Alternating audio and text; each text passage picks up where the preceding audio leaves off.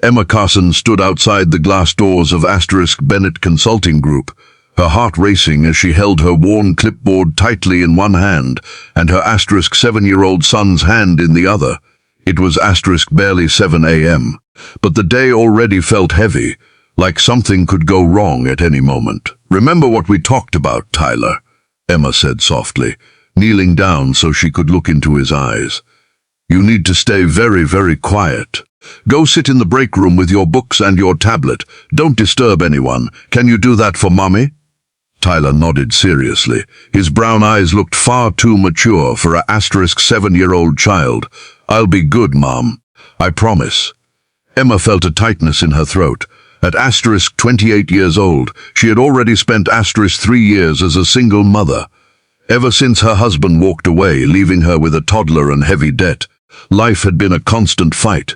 She had worked hard to move from receptionist to junior accounts manager. Step by step, she built her way up. But nothing ever felt stable. Every day was a struggle between work pressure, childcare, and the fear that one small mistake could break everything apart. And today, that fear had already become real. At *5:30 a.m., her babysitter had sent a message: "Family emergency. Can't watch Tyler." Emma had tried everything after that. Every backup option, every call. Nothing worked, and she couldn't miss work again. She was already under watch after taking time off last month when Tyler had been sick with flu. So now, she was here, breaking company rules, bringing her son to the office and praying no one would notice. They finally reached the break room without anyone stopping them. Emma quickly arranged a small corner for Tyler. She placed his backpack beside him, filled with books, his tablet loaded with learning games, and a snack she had packed in a hurry. "I'll check on you every hour," she said quietly. "If you need anything, just text me." "And Tyler—" "I know, Mom," he cut in softly. "Stay quiet." Emma gave a small nod, but her eyes still lingered on him a second longer than she wanted, because deep down, she knew one small mistake today could change everything. Emma Carson whispered softly to her son, "Don't bother anyone. Stay quiet." Tyler looked up at her and gave a small, calm smile. "It's okay, Mom. I've got this." Emma leaned in and kissed his forehead, holding back tears. Then she turned away and walked toward her desk, trying to act normal, even though her world already felt unstable. For the next *3 hours, everything stayed quiet. Emma worked non-stop through her morning tasks, only checking her phone now and then, waiting for any message from Tyler. But nothing came. He was doing exactly what he promised, staying silent. At *10 a.m. the calm broke. Her supervisor, Linda, appeared beside her desk. Her face was cold, serious, and clearly unhappy. "Emma, come to my office now." Emma's stomach dropped instantly. She stood up slowly, fear building in her chest, and followed Linda down the hallway.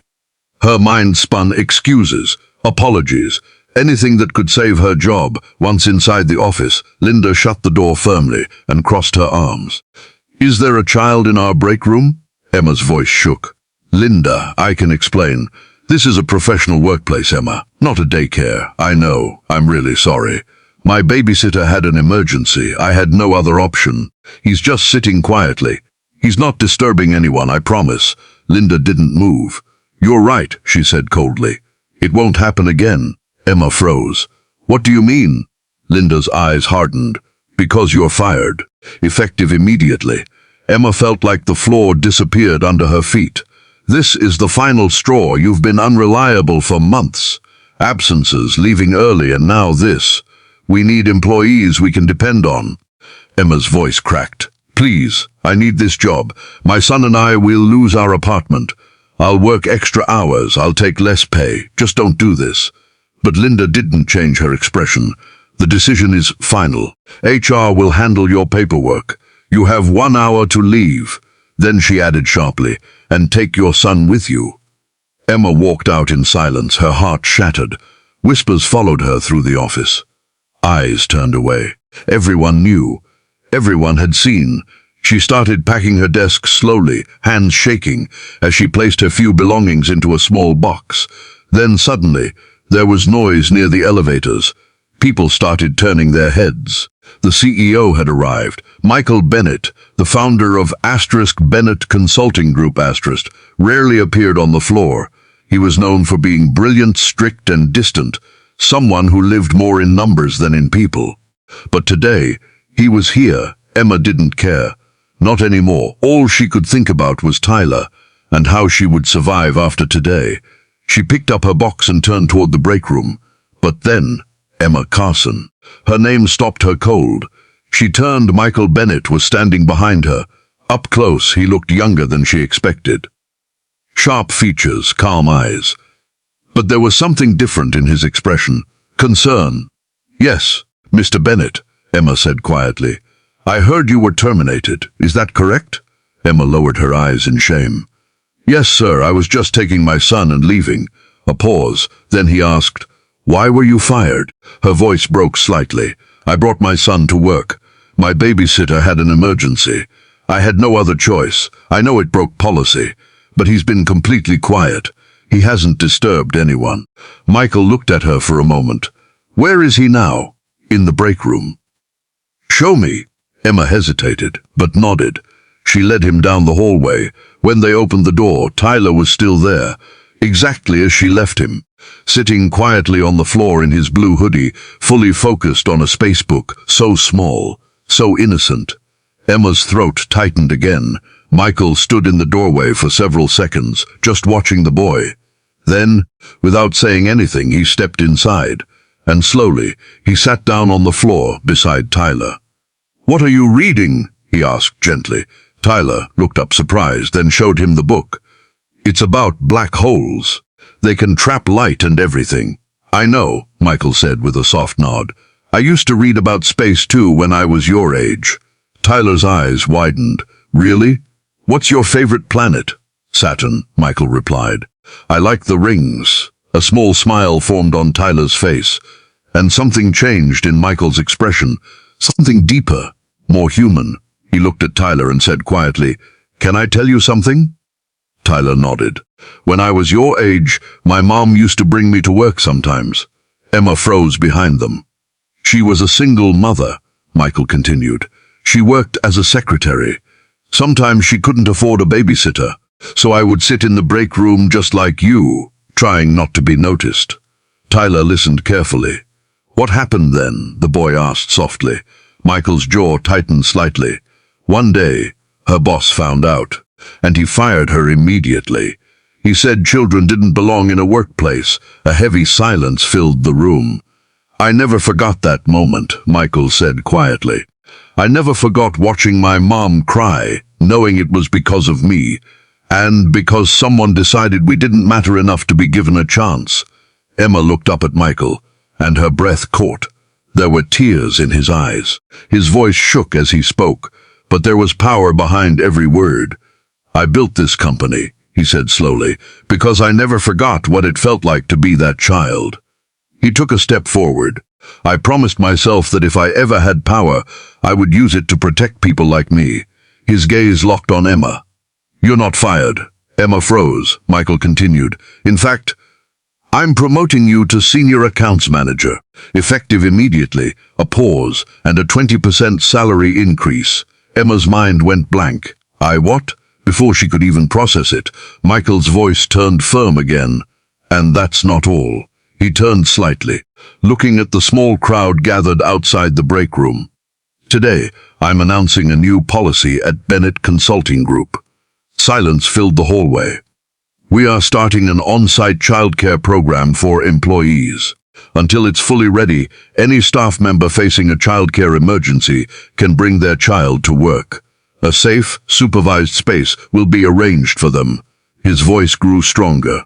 "This company was built on the idea that good people deserve support, not punishment." He looked back at Emma. "Emma Carson is a dedicated employee who was dealing with an impossible situation." A sharp pause. "Instead of punishing her for being human, we will support her." Linda appeared at the doorway, pale and shaken. "Mr. Bennett, I was only following company policy." Michael didn't even hesitate. "Then the policy was wrong." His tone turned final. "And it has been changed." Starting now, he looked directly at her. Linda, we will discuss your handling of this situation in my office. Then his expression softened as he turned back to Tyler. Tyler, your mom told me you like space. Would you like to see my office? I have a telescope there. Tyler looked at Emma, unsure. Emma nodded slowly, still overwhelmed. Can I, Mom? Go ahead, sweetheart, she whispered. As Tyler walked with Michael toward the elevators, Michael paused and turned back. My office, 1 hour. We'll talk about your new role, then quieter. Just for Emma. And Emma, thank you. She blinked. For what? For reminding me why I started all this. He swallowed hard. For reminding me of the kid I used to be, sitting in a break room, hoping not to be seen. He gave a small nod. And for helping me become better than the man who fired my mother. 1 year later, Emma stood inside a bright, colorful space on the second floor of Bennett Consulting Group, a childcare center. Laughter filled the room, toys scattered, books everywhere, children playing freely under trained caregivers, and among them, Tyler. He was happy, safe, completely at home. The policy Michael introduced had changed everything. Retention improved. Productivity rose. The company gained attention across the industry as a model of modern workplace care. But for Emma, the real change was personal. She had been promoted twice. She now led her own team. And most importantly, she was no longer surviving day to day. She was living. That afternoon, Michael walked into her office with 2 coffees. Got a minute for the man who ruined your firing? Emma smiled softly. Always. He sat down, slightly nervous. I want to ask you something, he said carefully. And you can say no, no pressure. Emma tilted her head. Michael took a breath. Would you go to dinner with me? Not a business dinner, a real one. Emma's heart stopped for a moment. Michael, are you sure? I have a child, a messy schedule, and a past full of bad decisions when it comes to trust. Michael shook his head gently. I grew up watching my mother struggle alone. His voice softened. I know what single motherhood looks like. I know what strength it takes. A pause. That's not a complication, Emma. That's courage. He looked at her directly. I wanted to ask you months ago, but I didn't want to pressure you, then quietly. But I can't stop thinking about you. Emma's eyes filled. Okay, she whispered. Yes. A smile broke across his face. Really? Really? Then she added firmly, but Tyler always comes first. Michael nodded without hesitation. Then he comes first. Always. 3 years later, the same building, the same place where everything once fell apart. But now, everything was different. Emma stood there in a white dress, holding flowers. A rooftop garden wedding at Bennett Consulting Group. Tyler stood proudly beside Michael as best man. During the ceremony, when asked if anyone objected, Tyler raised his hand. I object, he said loudly. The crowd laughed, then he grinned. I want Michael to be my dad. Even Michael wiped away tears.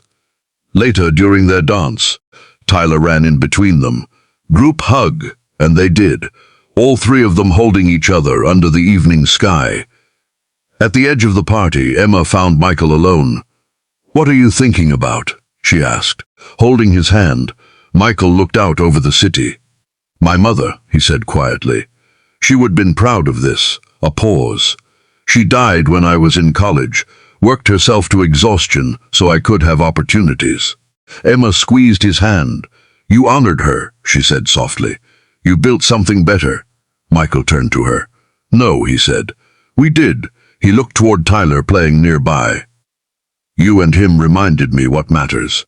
That childcare center, born from one painful morning, grew into something much bigger. It became a system that supported dozens of families. Other companies began copying the model, and slowly, workplaces started changing, because Michael Bennett had once been that quiet child in a break room, and he never forgot. He remembered what it felt like to be small, to be afraid, to be unseen. And when he finally had power, he chose to make sure no one else had to feel that way again. And sometimes, that is how everything changes.